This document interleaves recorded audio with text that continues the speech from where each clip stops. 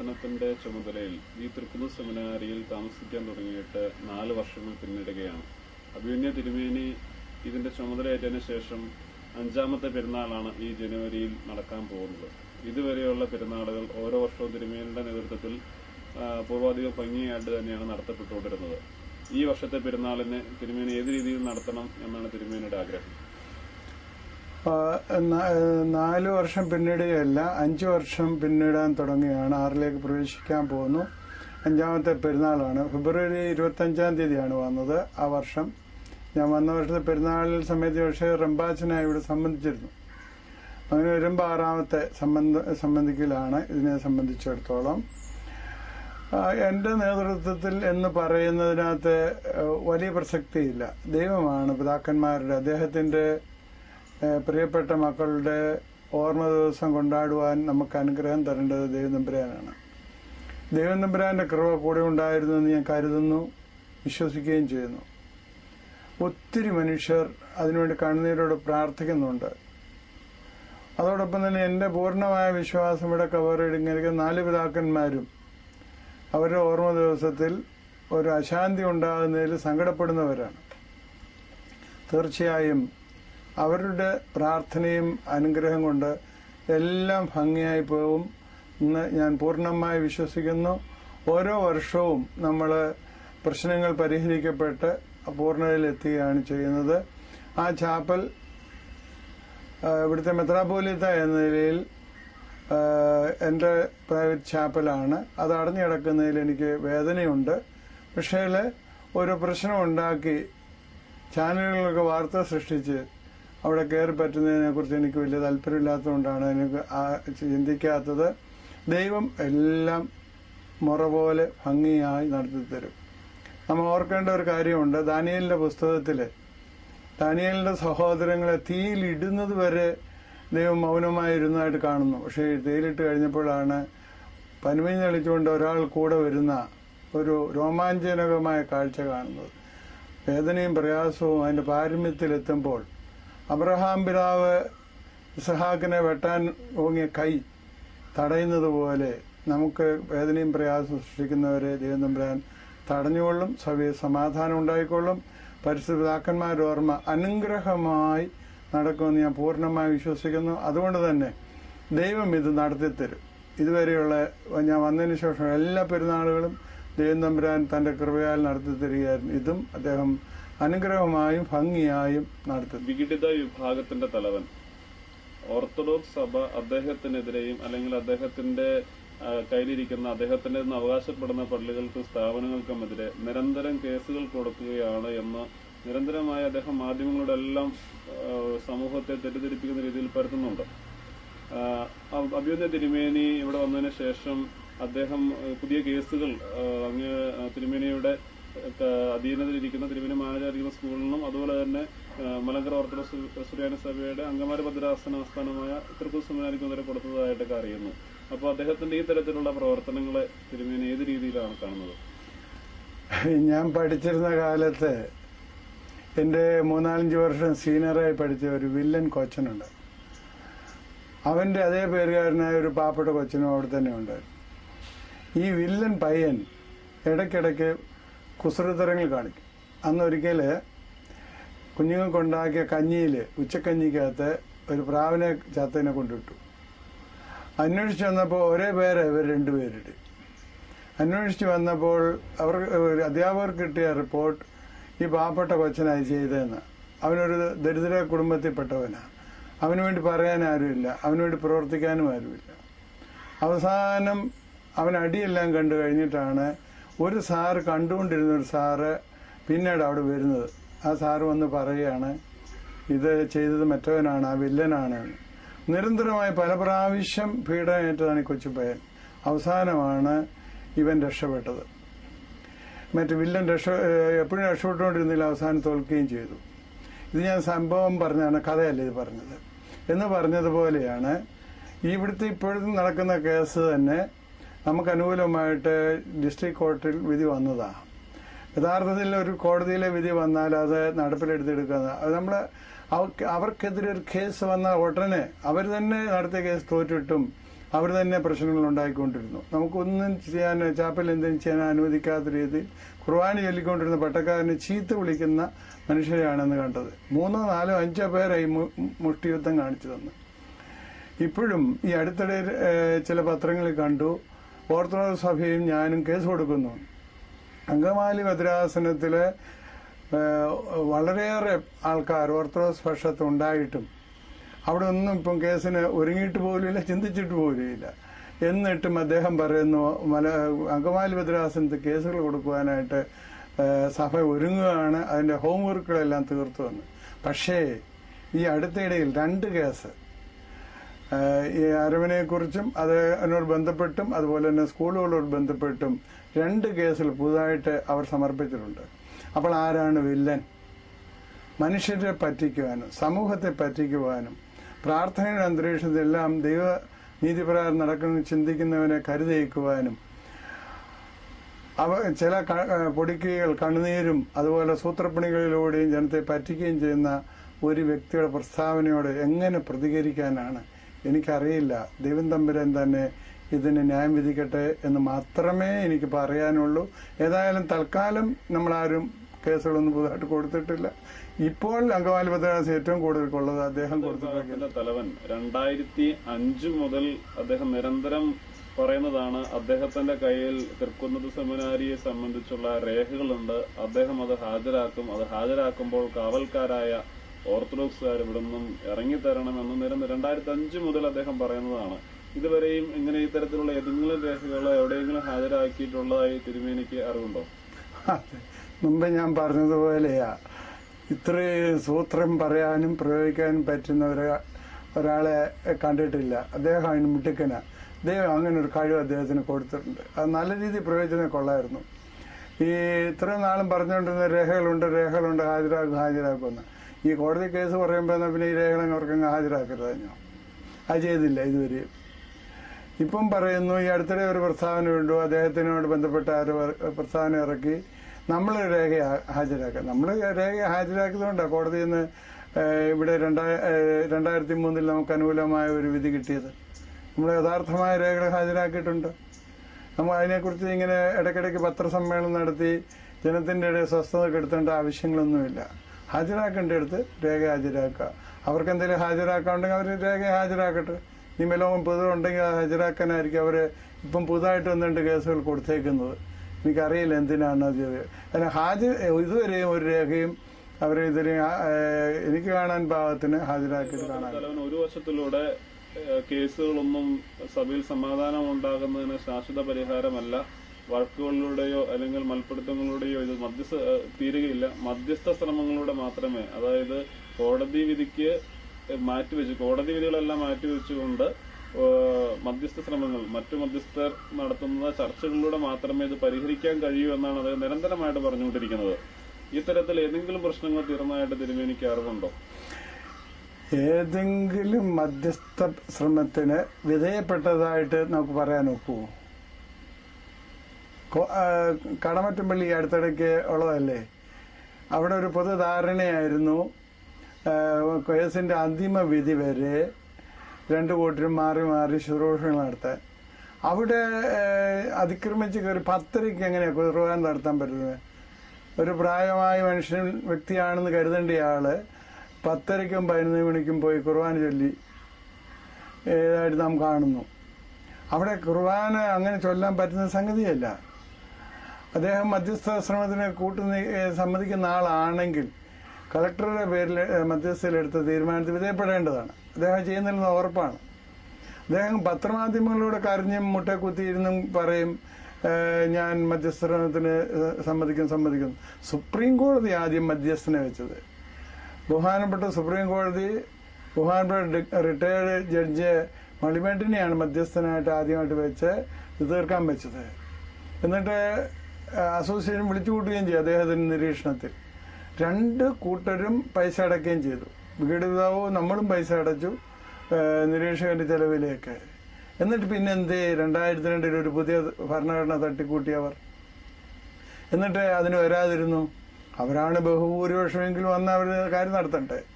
അല്ലെങ്കിൽ മളിമട്ടിന്റെ മധ്യസ്ഥ അംഗീകരിക്കണ്ടായിരുന്നു.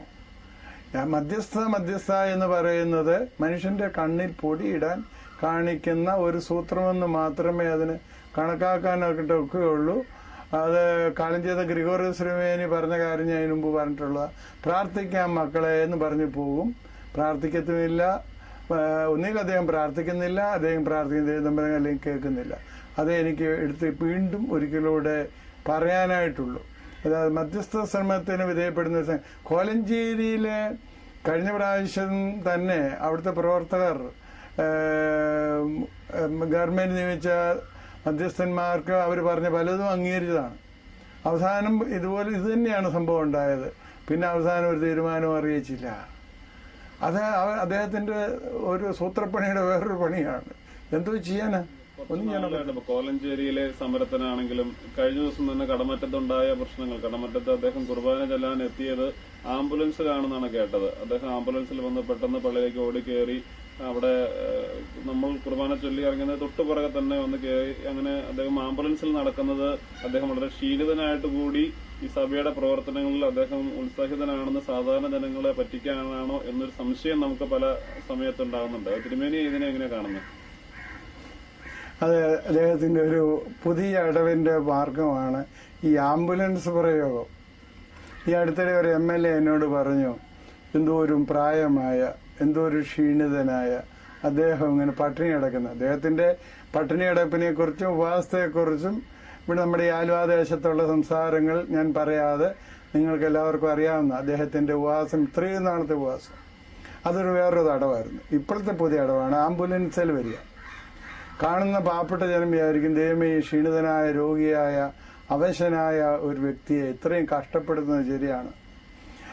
കടമറ്റത്താണ് സത്യത്തിൽ എന്താണ് ഈ ആംബുലൻസ്.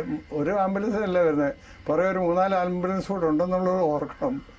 ആംബുലൻസ് പ്രയോഗത്തിന്റെ മെച്ചം മനസ്സിലായേ. നമ്മുടെ ഒരച്ഛൻ ഈ ആംബുലൻസിന്റെ ചുറ്റും നടന്നിട്ട് എത്തി നോക്കിയപ്പോൾ അതിനകത്ത് കമ്പിപ്പാര, വടി, 20 എണ്ണ ഒക്കെ ഉണ്ട്.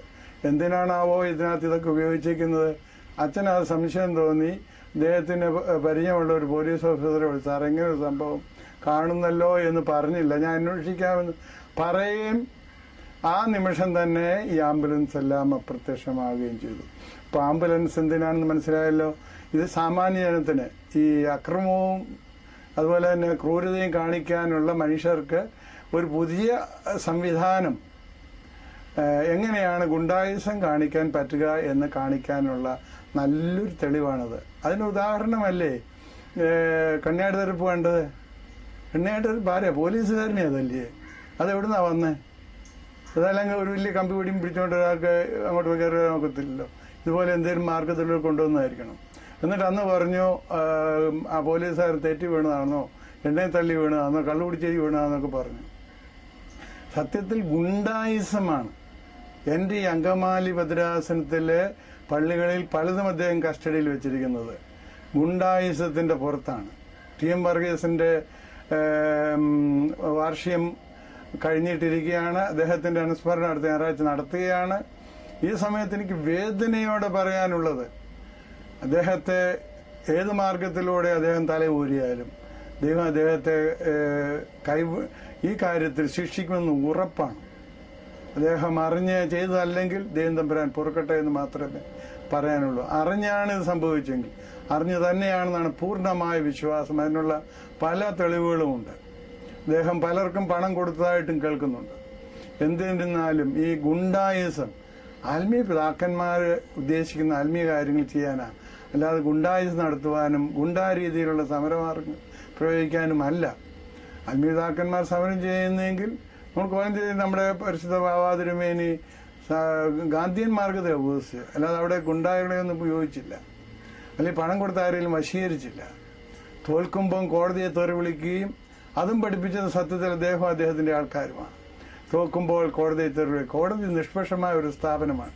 ആ സ്ഥാപനത്തെ പോലും കരുനിഴൽ നിർത്തുവാൻ തക്കവണ്ണം അദ്ദേഹം പലപ്പോഴും പല പ്രഖ്യാപനങ്ങൾ നടത്താനായിട്ട് നാം കാണുന്നുണ്ട്. അദ്ദേഹത്തിന്റെ ഈ വക കാര്യങ്ങളെക്കുറിച്ച് എന്താണ് പറയേണ്ടത് എനിക്ക് യാതൊരു ഉറപ്പുമില്ല, ചിന്തയുമില്ല. ദൈവം തന്നെ അതിന് പരിഹാരം കണ്ടെത്താൻ. ആരംഭിച്ചിട്ട് 1 നൂറ്റാണ്ട് പിന്നിട്ട് കഴിഞ്ഞു. ഇപ്പോഴും ഈ പ്രശ്നങ്ങൾ 58-ൽ സുപ്രീം കോടതി വിധിയെ തുടർന്നുള്ളതായ ഒരു സമാധാനം ഇവിടെ ഉണ്ടായെങ്കിൽ തന്നെയും വീണ്ടും 70-കളിൽ ഈ പ്രശ്നങ്ങൾ പൊട്ടിപ്പുറപ്പെട്ടു. വീണ്ടും അത് ഇപ്പോൾ അതിന്റെ ഒരു മൂർധന്യ അവസ്ഥയിൽ എന്ന് തന്നെ പറയാം. ഇപ്പോൾ അത് തുടരുകയാണ്. ഈ സഭയിൽ ഒരു ശാശ്വതമായിട്ടുള്ള ഒരു സമാധാനം ഏത് വിധത്തിലുണ്ടാകുമെന്നാണ് തിരുമേനി കരുതുന്നത്? ഒരു നൂറ്റാണ്ട് കാലമായ സഭയിൽ അശാന്തി എന്ന് പറയുന്നതിനോട് അല്പം വിയോജിപ്പ് എനിക്കുണ്ട്. പലരും അത് പറഞ്ഞ് കേട്ടിട്ടുണ്ട്.